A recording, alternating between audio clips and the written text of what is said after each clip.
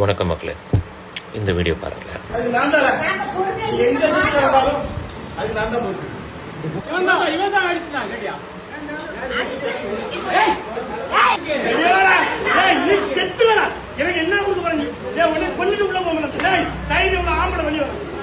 இதுக்கு advocate Nelson அவர்கள் நீங்க கேட்ட ப்ரூஃபை கொடுத்துட்டாரு. அதாவது நாம் தமிழர் கட்சியோட சீமான் அவர்கள் 25 ஏக்கர் நிலத்தை பதிவு பண்ணியிருக்கிறதுக்கான ப்ரூஃப் அவர் காமிச்சாரு. இதுக்கு காசு எங்கேருந்து வந்ததுன்னு கேட்ட கேள்விக்காக வீட்டுக்கு போய் லேடிஸ் அடிச்சு அருவா எடுத்து வெட்ட போவீங்க. இதுதான் உங்க தமிழ் தேசியம்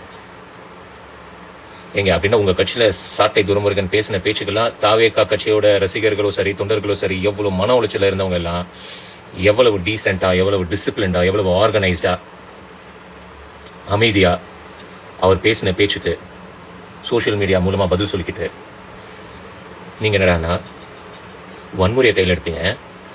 யார் கொடுத்த தைரியம் சார்? சீமான் அவர்களை நீங்க சொன்னீங்களே, தொண்டர்கள் சரியா நடந்துட்டா கட்சி மேலிடத்துல இருக்கிறவங்க தான் அதுக்கான கண்டனத்தை தெரிவிக்கணும். இதுக்கான கண்டனத்தை யாரு சார் தெரிவிப்பா? இது கரெக்டா? அருவா எடுத்துட்டு போறீங்க.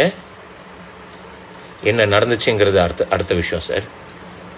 முதல்ல ஒருத்தவங்க சோஷியல் மீடியாவில் சில விஷயங்களை வெளிப்படுத்தினா அதுக்கு சோஷியல் மீடியாவில் பதில் சொல்லுங்க. வீட்டுக்கு போய் யாரோட தைரியம் இது? இது எந்த விதத்தில் நியாயம்?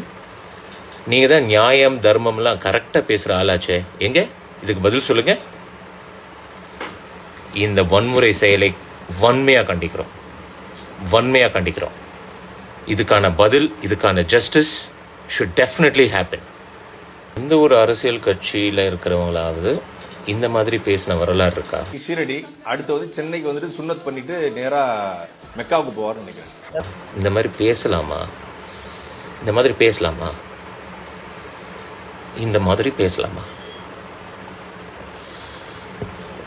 ரொம்ப தப்பு. எதையுமே கண்டுக்காத ஒரு கட்சியின் தலைமை